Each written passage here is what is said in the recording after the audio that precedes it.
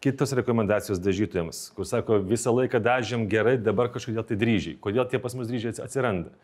Labai dažnai būna dėl to, kad ne kad karšta patalpoje, o labai sausas oras. Sausas.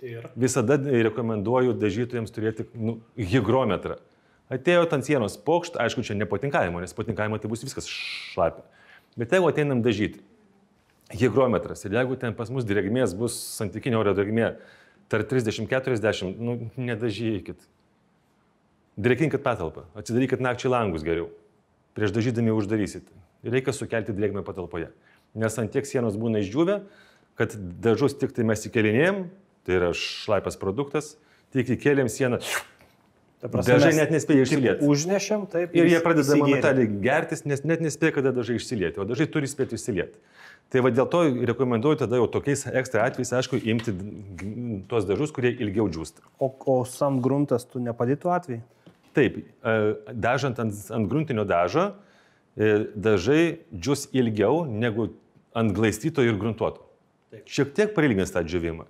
Bet kur labiausiai akcentuoju zamgruntą, tai kai mes turime gipso sienas ir yra siūlės, kad ir jos bus labai idealiai nuglaistytos, pilnai nuglaistyta, nugruntuota.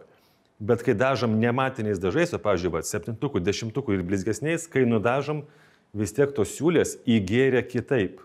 Tu turi kitokį įgėrimumą dažų. Ir dėl to jos vis tiek išryškės. Ateisim ten dėsime, vadinkime, glaistyklę prie pat, visiškai šviesos šaltinis nepraeina. Lygų. Bet įgėrimumas kitas. Ir jeigu labai arti pasižiūrėsim į tą siūlę, matom, kad ten tekstūrėlė šiek tiek šiurkštesnė.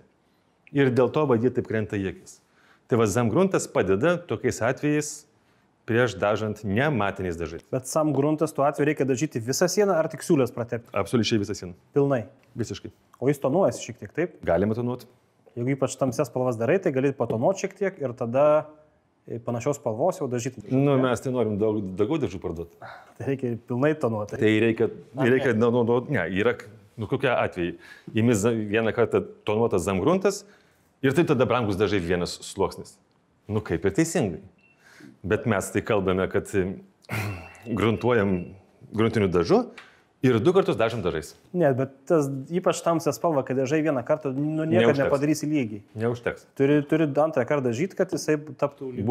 Būtinai. Tai jeigu jau pas mus yra tamsios spalvos, tai aš tikrai rekomenduoju naudoti gruntinį dažą. Gruntinis dažas neatstoja giluminio grunto funkcijos. Neatstoja. Jis tai gruntinis dažas yra. Taip, jis sukimba su paviršiumi ir ant jo gerai sukibs dažas ir išsilies.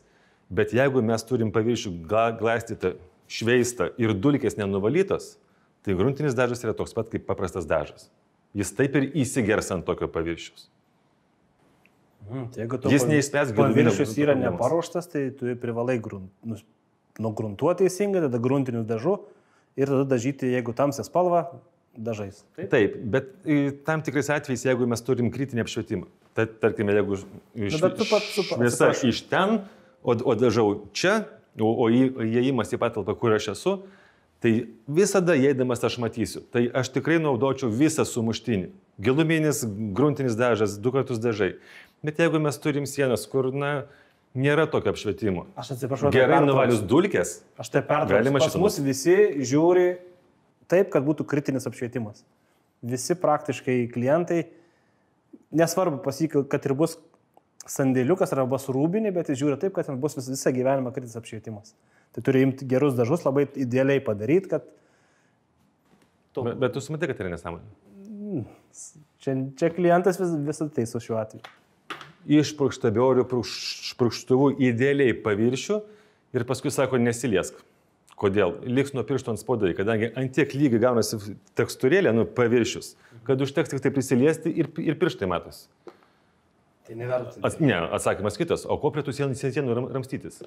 Teisingai, kam ramstytis? Taip, graži spalva, atspari valymui, taip, viskas, nesiramstyk.